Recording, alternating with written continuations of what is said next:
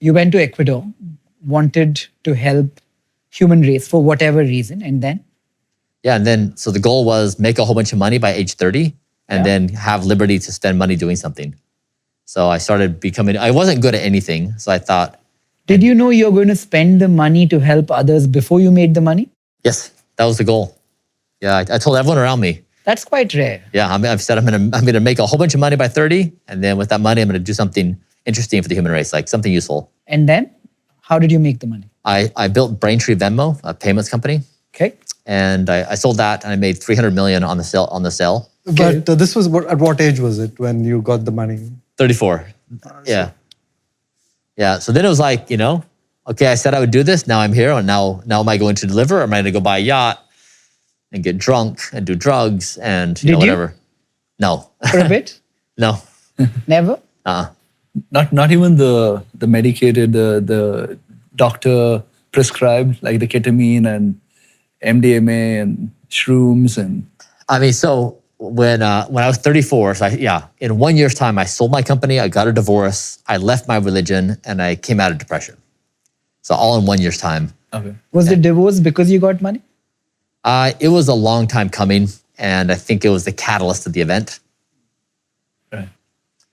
And so it was just kind of like a reset in life. Like, this is rare, you get these opportunities. Mm-hmm. And so it was like this genuine question, like, what is existence? Like, wholesale, what is happening? And also, what is money? I keep asking Yes. myself this question. But money is your ability to buy freedom? Yes. Maybe through a divorce? Entirely. I guess you got the confidence to redefine and say, yeah, now I can Exactly. go redefine myself. It'd be like, when I made money, I wish somebody would have given me advice of like, let me just sit you down and tell you money is a nightmare. It is, like, on so many levels. Explain. Like, it warps all of your relationships. It's like every person in your life now has, it's like you have three people in the relationship. It's like you, your money, and the person.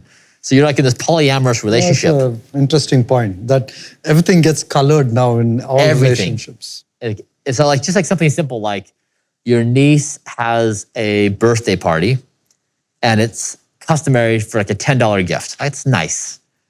So your niece is like, oh, my rich uncle, he certainly can afford a $500 gift.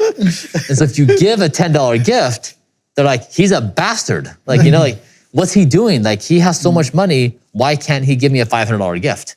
Or you're out with friends for dinner and the check comes and everyone's like eyeballing each other.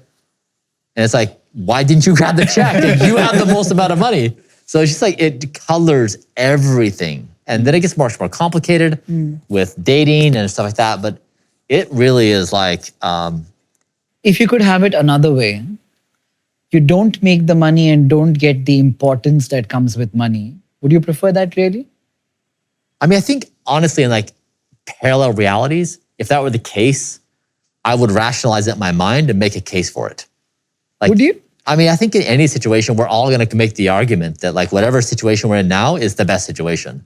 Even when it's not, or like objectively not. But if you were to take yourself out of the picture and think in the third person, a man who made 300 million and is getting a lot of attention from women to his niece to his friends and importance in that peer group versus somebody who didn't make the money and is another person. If you had to pick one, binary choice, who would you pick? Whose role would you pick? Yeah, I'd flip a coin.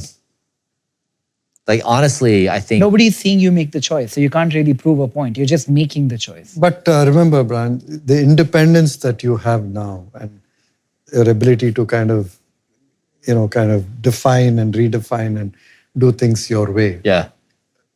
If without money, would you still be able to do that? So like, this is the thing where I guess what I'm calling bullshit on myself. Like, I don't care what I have to say about this question because whatever I say is total bullshit. I'm just making something up on the fly. I learned this when I was depressed. Like, my brain would say, you're depressed, life is hopeless, you should kill yourself.